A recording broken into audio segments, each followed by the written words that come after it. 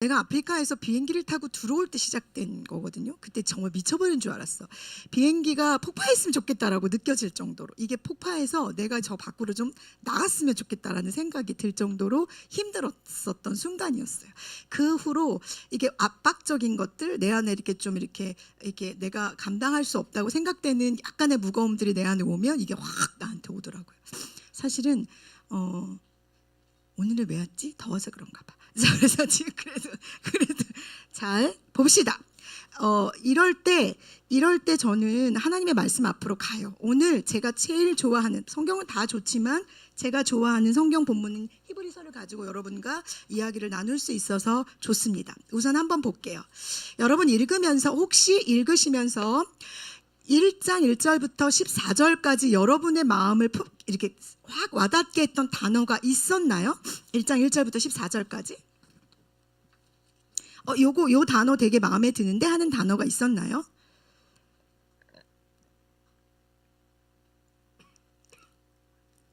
그럼 그냥 다시 시작해 보겠습니다. 자, 히브리서는 누구를, 개념을 잠깐 설명할게요. 히브리서는 신약의 구약이라는 평을 받는 성경책이에요. 그래서 히브리서 1장부터 뒤에 히브리서까지 전체는 신약에 위치되어져 있는 성경인데 내용은 굉장히 구약적인 내용들을 담고 있어요. 그래서 지금도 이스라엘 사람들이 제일 싫어하는 신약 성경 중에 하나가 뭐냐? 히브리서라는 설이 있어요. 왜냐하면 히브리 기자가 작자미상이야. 누가 썼는지 아무도 알 수 없는데 많은 사람들은 바울이 썼을 수도 있겠다. 왜냐하면 문체나 그가 이렇게 표현하는 언어적 습관들이 바울과 비슷하기 때문에 예전엔 히브리서를 바울이 썼다라고 말했지만 지금은 히브리서를 바울이 썼다고 하지 않고 무명의 그리스도인이라고 그래요. 그래서 나는 그게 좋아. 왜냐하면 나도 무명의 그리스도인이고 여러분들도 무명의 그리스도인이니, 무명인 그리스도인 우리가 살면서 써내려가는 믿음의 고백들이 히브리서일 거다라고 믿는 거예요. 여러분과 나는 죽기 전까지, 하나님의 나라 가는 그날까지 계속해서 믿음의 여정들을 써내려 갈 텐데, 이 믿음의 여정들을 써내려 가는 본이 되는 사람이 바로 히브리서를 기록한, 이름도 없고 누구였는지 아무도 알 수 없는 그 사람이 오늘 히브리서를 기록해서 우리에게 남겨줬다는 게 은혜가 된단 말이죠. 그래서 히브리 기자는 반론해야 돼. 왜냐하면 뭘 반론해야 되냐? 내가 믿고 있는 예수 그리스도를 끊임없이 사람들에게 변증하고 반론하고 설명하고 증명하는 일을 해야 되는 사람이었어요. 당시 히브리서를 기록한 이 히브리서의 저자가 살던 시대는 예수에 대해서 우리처럼 믿지 않았고, 예수가 하나님의 아들이라는 것도 믿지 않았고, 그래? 하나님의 아들인데 십자가에 죽었어? 그렇게 비참하게 죽어버렸어? 라고 평가될 정도로 예수를 무시했단 말이죠. 그러니 이 예수가, 내가 믿는 예수가 정말 하나님의 아들이야. 내가 믿는 이 예수를 통해서 나는 구원받을 수 있어. 그래서 나는 영원한 천국에 들어갈 수 있는 존재가 돼. 라고 변증하고 반론하기 위해서 쓴 게 뭐냐? 히브리서예요. 여러분들이 살면서 수많은 질문들을 주변의 친구들에게 받고 있다면, 너가 믿는 예수가 누구야? 너는 어떤 믿음을 가지고 있어? 너의 믿음을 내게 말해줘봐. 라는 질문을 여러분이 받고 있다면 여러분은 히브리 기자처럼 말할 수 있어야 돼요. 말할 수 있어야 돼요. 예수는 여러분의 입에서 말로 사람들에게 선포되기를 원하세요. 예수 그리스도는 말로 여러분의 삶을 통해서 세상 가운데에서 나타나지시기를 간절히 원하시는 분이라는 걸 여러분들이 기억하셨으면 좋겠어요. 자, 볼게요. 1절에 옛적의 선지자들을 통하여 여러 부분 여러 모양으로 우리 조상들에게 말씀하신 하나님이, 즉 하나님은 뭐 하시는 분이냐? 여러분이 찾으세요. 하나님은 뭐 하시는 분이에요? 말씀하시는 분이에요. 말씀하신 하나님이 누구를 통해서? 선지자들을 통해서, 성경의 예언대로 또는 말의 선언을 통해서, 삶으로. 이사야 선지자나 예레미야 선지자 같은 경우에는 실제로 자기가 선언한 말씀대로 살았단 말이지. 그러니까 이 말씀을 통해서 또는 삶을 통해서 여러 가지 방법으로 내게로 좀 돌아와, 나를 좀 믿어, 나와 함께 하자, 나와 함께 사귀자 라는 말들을 끊임없이 하셨는데 사람들이 어떻게 했어요? 안 들었단 말이죠. 안 들었어요. 그래서 2절, 이 모든 날 마지막에, 이게 제일 중요해요. 여러분 거기다 줄을 쳐서 별표를 하세요. 이 모든 날 마지막에 누구를 통해서? 여기 볼펜 좀 주세요, 여러분. 볼펜 안 나눠드렸구나. 이 모든 날 여러분이 쓰면서 하셔야 돼요. 이 히브리서는 내가 되게 좋아하는 성경이야. 여러분, 내가 사랑하는 성경을 여러분과 함께 나눌 수 있도록 해주셔서 정말 감사해요. 내가 했지만 내가 여러분들은 원하지 않으셨지만 이제 좋아졌어요. 이제 좀 나아졌어요. 자, 이 모든 날 마지막에 누구를 통하여? 읽으세요. 누구를 통하여? 아들. 이 아들이 누군데? 여러분 입술로 고백해야 된다니까. 이 아들이 누구라고요? 예수 그리스도를 통하여. 그러니까 이제 끝이야. 더 이상 안 와. 예수 말고 그 다음엔 누가 와서 내가 하나님이야, 내가 하나님의 아들이야, 내가 메시아라고 말할 사람은 있다 없다? 없어요. 그러니 여기서 내가 메시아야, 저기서 내가 메시아야, 내가 구원자야, 내가 하나님과의 통로야 라고 말하는 사람이 있다면 그 사람은 어떤 존재예요? 이단이에요. 따라가지 마세요. 성경에 명시되어 있죠. 이 모든 날 마지막에 누구를 통해서? 아들을 통하여 누구에게? 우리에게 또 뭐 하셨어요?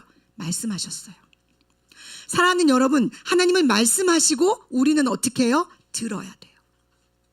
이게 원칙이에요. 하나님은 말씀하시고 우리는 어떻게 해요? 듣죠. 자, 이제 이 아들의 동그라미를 치면서 따라갑시다. 빨리 따라갑시다. 아들 이꼴 누구다? 제발 대답 좀 해줘봐. 아들 이꼴 누구다? 예수 그리스도다. 그러니 하나님과 아들 관계에 계신 분이 누구다? 예수님. 이분이 도대체 누군지 1장에서 잘 설명하고 있어요. 오늘만 잘 배우고 가도 여러분이 예수를 설명하실 수 있을 거예요. 첫 번째 2장 후반절에 이 아들을 뭐로 세우셨지? 만유의 상속자로 세우셨어요. 그러니까 예수님은 만유의 상속자. 그리고 나서 그 다음에 뭐라 그랬어? 그로 말미암아 모든 세계를 어떻게 하셨죠? 지으셨어요. 그러니까 예수님은 처음부터 이 세계를 어떻게 하신 분이에요? 지으신 분이에요. 그럼 이렇게 물어보게, 예수님이 그럼 언제부터 존재하셨어요? 태초부터 존재하셨어요. 창조되는 그 순간부터 예수님은 존재하셨어요. 자, 3절에 예수님이 어떤 분이 설명하고 있어요? 3장, 이는 뭐였어요? 하나님의 광채. 이게 예수를 설명하는 성경적 용어들이에요. 하나님의 광채, 그 다음에 본체의 형상. 뭐냐면 나는 이게 결혼식장에 가거나 이렇게 보면 쟤를 보면 부모님이 보여. 부모님을 보면 자녀가 어떻게 생겼을지 대충. 이제 온유랑 우리 신랑이랑 결혼해서 애기가 나오면, 애기가 태어나면 저 집에 애구나 이렇게 보여진단 말이지. 오늘 영리의 집에 가서 봐도 어떻게 이렇게 엄마 아빠의 밥맛이 똑 닮았는지 알 수가 없어. 어떨 때는 위로 할아버지를 닮은 집도 있어. 그러니 뭐냐? 얘는 그 아버지의 형상이네. 그 소리예요. 아이고, 얘는 그 엄마의 본체네. 엄마가 얘 본체네. 이 소리가 바로 그거예요. 예수님을 보면 그럼 누가 보이는 거예요? 하나님이 보이시는 거예요. 예수님이 끊임없이 내가 나를 본 자는 하나님을 본 자야 라고 말씀하셨단 말이죠. 그 말씀 때문에 참담하도다 라고 해서 십자가에 달려 죽으신 계기가 됐는데, 즉 내가 하나님이야. 나를 본 자는 하나님을 본 거고 내가 말하는 것을 믿는 자는 하나님의 말씀을 믿는 거야 라고 하나님과 당신을 어떻게 했어요? 동등되게 여기셨어요. 이게 아버지와 아들의 관계 가운데 있는. 또 하나, 지금은 상속의 개념이, 내가 여자니까 상속의 개념이 이제 여자들에게도 간단 말이지. 그치? 딸들도 줘. 그런데 이 당시에 상속의 개념은 무조건 첫째 아들에게만 갔어요. 그래서 여러분들이 알고 있는 그 쌍둥이 야곱과 에서의 축복권도, 왜 장자권을 가지고 있는 자가 축복을 다 받아가라고 물은다면, 성경에 분명히 처음 난 것은 사람과 짐승을 막론하고 다 내 것이다라고 하나님 말씀하셨단 말이에요. 그래서 내 태에 내가 낳은 첫째가 매우 중요한 의미가 있어. 그리고 첫째는 어쩜 그렇게 나의 지랄맞음과 나 이런 걸 다 닮아갔는지 모르겠어. 그리고 부모가 첫째를 얼마나 귀하게 키우는지 몰라. 왜냐하면 처음 키워보는 거니까. 둘째들 실망하지 마. 막 키워졌어. 그래서 셋째는 더 막 키워졌어. 첫째는 정말 어떻게 손도 댈 수 없을 만큼. 그러나 다 존귀하죠. 자, 하나님과 예수가 같은 모습이고 같은 형상을 갖고 계신다라고 3절에 얘기하고 있어. 다시 말씀드려요. 이 히브리 기자는 예수가 어떤 분인지를 설명해야 되기 때문에, 예수의 위치가 어디까지 가야 되는지를 설명해야 됐기 때문에 이렇게 쓰는 거예요. 그 다음에 그의 능력의 말씀으로 뭐를 붙잡아요? 만물을 붙드시고. 이게 그가 누구예요? 여기서 그가 누구예요? 헷갈리기 시작했지. 이걸 그의 능력의 말씀으로 만물을 그가 누구예요? 지금 누구 얘기하고 있는 거야? 아들이지, 그치? 예수 그리스도가. 그러니까 우리가 함부로 예수를 대할 수 없어. 주님이 나를 붙잡고 있지 않으면 내가 서 있을 수가 없다니까. 만물을 붙잡고 계시는 예수 그리스도의 그 능력이 아니면 내가 오늘 여기 있을 수가 없어요. 여러분이 오늘 살고 있는 게 우연처럼 보이고 이게 당연한 것처럼 보여. 아니요. 여러분을 붙잡고 계시는 예수 그리스도의 능력의 말씀 때문에 여러분이 지금 여기 있는 거예요. 죽지 않고 살아서 여기 내가 있는 이유가, 서 있는 이유가 이것 때문이에요. 예수의 능력이 나를 붙잡고 있기 때문이에요. 우리에게, 믿는 자들에게 우연은 없어요. 예수의 계획과 뜻 안에, 능력 안에 우리가 서 있다는 걸 잊어버리지 마세요. 중요한 게 그 다음 절에 있어요. 죄를 어떻게 한대요? 읽어주세요. 죄를 정결하게 하는 일을 누가 해요? 예수가 해요. 그러니 예수 앞에 나오지 않으면, 예수의 이름을 부르지 않으면, 예수에게 내 죄를 고백하지 않으면 내 죄가 어떻게 정결하게 될 수가 없어요. 그래서 우리가 모든 기도 끝에 예수님의 이름으로 기도합니다 라는 멘트를 하나님께 올려드리는 거예요. 또 하나, 그 예수는 지금 어디 계세요? 지극히 높이 계신, 높은 곳에 계신 지극히 크신 이의 어디에 앉아 계세요? 우편에. 그래서 지금 예수는 하나님 우편에 앉아 계시지만 여전히 그 말씀의 능력으로 우리를 어떻게 해요? 붙잡고 있어요. 왜냐하면 태초의 말씀, 요한복음 1장에 태초의 말씀이 계시니라, 이 말씀이 육신을 입고 우리에게 오셨다라고 기록되어 있어요. 그러니 하나님이 빛이 있으라, 하늘과 땅으로 물이 나뉘어져라 라고 하신 이 모든 말씀의 힘이 누구냐? 예수 그리스도. 이 말씀이 육신되어 오셨으니까. 이게 이해되지 않아도 계속 내가 반복해서 말할 거예요. 자, 이제 1장은 히브리 기자가 뭐를 얘기해야 되냐면, 이스라엘 사람들에겐 천사 숭배 사상이 있었어요. 왜냐하면 하나님의 말씀을 가지고 천사들이 찾아왔단 말이에요. 그래서 천사들이 와서 가브리엘 천사나 대천사나 이런 천사들이 와서 하나님을 대언해 주는, 그래서 하나님의 말씀을 대언해 주는 천사가 있었기 때문에 히브리 사람들은 천사를 하나님처럼 대했어요. 그래서 예수는 누구 밑에 있었냐? 천사 밑에 있었어요. 당시 히브리서를 기록할 당시. 그래서 그럼 뭘 먼저 건드려야 되냐? 하나님이 예수가 천사보다 어떻게 뛰어난지를 지금 하셔야 됐기 때문에 천사를 가지고 왔어요. 여러분, 천사는 어떤 존재인지 볼까요? 4절에 그가 천사보다 어때요? 훨씬 뛰어나요. 왜 뛰어난지 근거를 여기서 설명하고 있어요. 근거가 뭐예요? 예수는 아들이고, 천사는 하나님께서 부리는 영이기 때문에 비교군 자체가 안 돼.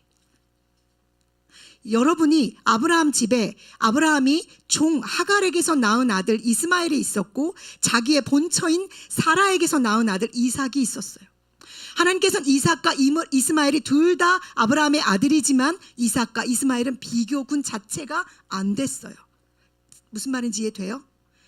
천사는, 이제 볼게요, 훨씬 뛰어난데 하나님이 예수를 너는 내 아들이야, 내가 너를 낳았어 라고 선언해 주셨기 때문에 예수는 누구예요? 하나님의 아들. 그래서 유일하게 하나님 아버지라고 부를 수 있는 존재가 누구뿐이었냐? 예수 그리스도뿐이에요. 천사는 하나님을 아버지라 부를 수 없어요.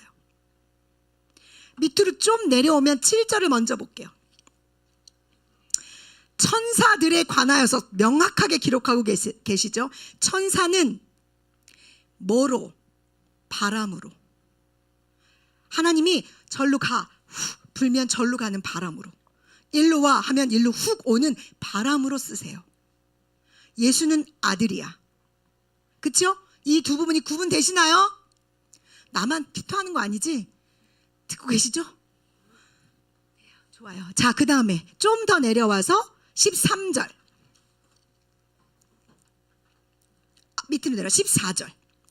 모든 천사들이 하는 일이야 지금. 천사들은 14절 읽어봅시다. 시작. 모든 천사들은 섬기는 영으로서 구원받을 상속자들을 위하여 섬기라고 보내심이 아니냐라는 소리는 보내심이다 라는 표현이에요. 그러면 여기서 내가 질문, 구원받을 상속자들은 누구야? 그렇지, 우리야. 구원받을 상속자들은 누구야? 우리예요. 그러면 천사든 누구 밑에 있어? 우리 밑에 있어. 순서가 됐어요? 하나님, 예수님, 그 밑에 누구? 우리. 그 밑에 누구? 천사. 천사들은 우리를 어떻게 주기 위해서 오냐면 도와주러 와. 우리를 보호해 주러 와. 우리를 지켜주는 존재로 오는 거야. 이해됐어요? 그러니 우리가 경배하고 찬양하고 높일 분은 오직 한 분, 누구뿐이야? 예수 그리스도뿐이고, 이 천사가 타락해서 우리를 계속해서 하나님께로 가까이 가지 못하게 하는 사단이 이 천사가 타락해서 생겨난 존재이니 그도 실제로는 우리 어디에 있어요? 발밑에 있어요. 그러니 내가 예수 그리스도의 이름으로 사탄아 물러가라 라고 외칠 때 내 입에 권세가 누구에게 붙어 있으면, 예수에게 붙어 있으면 사탄은 내 말 밑에 있는 존재예요.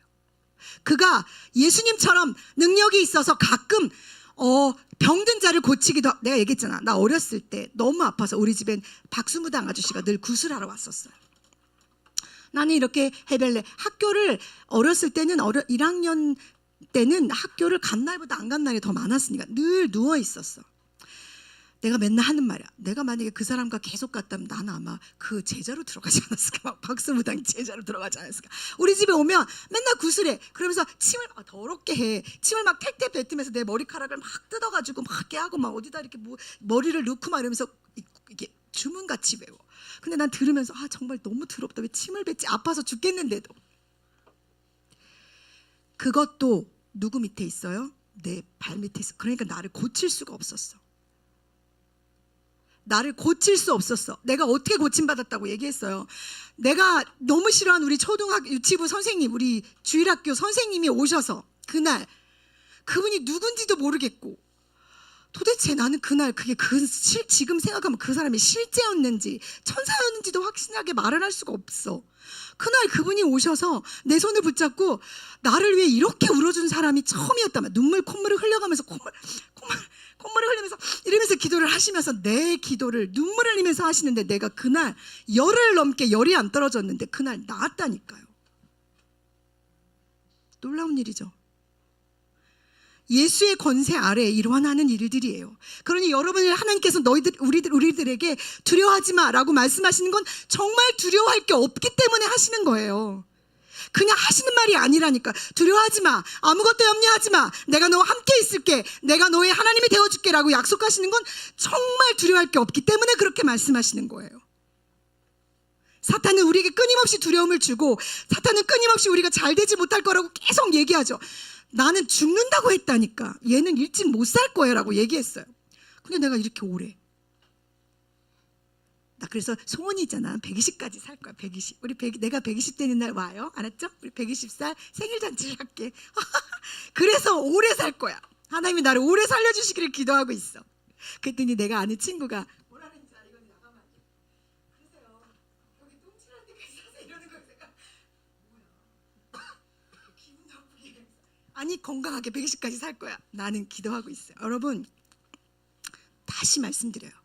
사탄은 우리를 공격하는 생각으로, 마음으로, 육체적인 고통으로 우리를 준단 말이죠. 아프게도 할 수 있어요. 어떤 사람은 병이 걸려서 1년 내에 아픈 사람들도 있어요. 사탄은 여러 가지 방법으로, 우리의 생각으로, 마음으로, 육체적인 고통으로 우리에게 와요. 그러나 우리는 힘이 있어요. 이길 힘이 있어요. 우리는 없죠. 그러나 우리를 붙잡고 계시는 능력의 말씀이 누가? 예수 그리스도가 우리와 함께 있으니 우린 이겨요. 믿으십니까? 이게 믿음이에요. 그러니까 가는 거죠. 내가 두렵지만 가는 거고, 내가 무섭지만 가는 거고. 내가 아프리카 갈 때마다 공항에 왔다니까. 그럴 때 나 수면제 먹고 뻗어서 침 질질 흘리면서 공항에서 벌써 내렸네 이러면서 갔다니까. 가는 거예요. 지지 마세요. 하나님이 지는 걸 원하지 않으셔요. 또 하나 6절을 봅시다. 또 또 그가 맏아들, 여기서 맏아들을 이제 여기서 아들을 맏아들이란 표현으로 하셨단 말이지. 맏아들은 누구야? 그렇죠. 예수 그리스도. 그러면 맏아들이면 그 다음에 둘째, 셋째, 넷째가 있어 없어? 있죠. 있어요. 그게 누구야? 당신이에요. 둘째 아들, 셋째 아들. 나도. 그래서 우리가 구원받을 상속자들, 복수예요. 한 사람이 아니라 여러분과 내가 예수를 믿으면 이 예수 때문에 그분은 우리의 맏아들이 되셨고, 그 밑으로 착착착착 태어난 수많은 그리스도인들이 다 뭐냐? 구원받을 상속자들. 그래서 우리는 뒤에 가면 예수가 뭐라는 고백을 하시냐면, 내가 너희를 내 형제라 부르기를 부끄러워하지 않아 라는 표현을 쓰세요. 내가 너를 내 형제야 라고 부르기를 부끄러워하지 않으신대요. 그럼 나는 예수를 뭐라고 부를 수 있어? 오빠라고 부를 수 있어. 오빠 이렇게 부를 수 있어요. 경망스럽지 않은 존중을 담아서 부르는 거야. 그만큼 예수님과 나 사이가 가까워요. 형제라 부르기를 부끄러워하지 않으시고 형제 때문에 목숨까지 내어주신 분이 나를 여기서 불행하게 살게 두시겠냐고요. 잘 생각해 보세요. 형제라 부르기를 부끄러워하지 않고 내가 내 형제를 위해서 내 목숨을 아낌없이 십자가에 내어줬는데, 비참하게 죽기까지 사랑했는데 내가 여기서 이 땅에서 살면서 겨우 이렇게 살다 가기를 바라시겠냐고요. 아니요. 아니에요. 그러니 사랑하는 여러분, 7절에 그의 사역자들을 뭘로 삼으신대요? 불꽃으로 삼으신대요. 우리가 불꽃처럼 여기서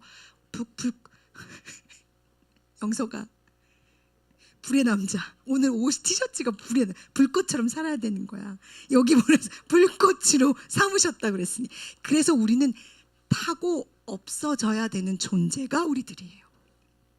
천사는 바람으로 쓰시지만 우리는 태워져서 다 타고 죄만 남아서 사라질 존재가 바로 사역자들 우리예요. 그래서 이름도 없고 빛도 없이 그렇게 살다 가는 존재죠. 그러나 여러분, 그렇다고 비참한 존재가 아니에요. 하나님께서 우리를 위하시면 자기 아들을 죽기까지 내주신 분이 우리를 사랑하셨는데, 이 사랑에서 끊을 자가 없어요. 그래서 지금 히브리 기자는 예수가 누구보다 뛰어나다, 천사보다 뛰어나고, 이 천사가 너희를, 바로 우리를 도와주기 위해서 내 옆에서 나를 지키고 있다. 그러니 구원받을 상속자들인 여러분, 여러분의 위치를 잘 잡으세요. 여러분은 구원받을 상속자들, 내 앞에 누가 계세요? 예수 그리스도가 계세요. 그분을 따라 이 길을 가는 거예요. 하나님이 예수를 영화롭게 하셨으면 우리도 영화롭게 하실 거고, 하나님이 예수를 죽음에서 살리셨으면 우리도 살리실 거고, 하나님이 예수를 하나님의 우편에 앉히셨으면 우리도 그 자리에 앉혀주실 거예요. 왜? 우리가 하나님의 자녀들이니까요. 그러니 이겨냅시다. 이번 한 주도 구원받을 상속자들로서의 나의 정체성을 잃어버리지 않고 중심을 굳건히 세우고 맏아들 되시는 예수 그리스도를 따라 둘째, 셋째, 넷째, 다섯째, 여섯째로 우리 잘 가봅시다. 하나님이 여러분과 함께 하십니다.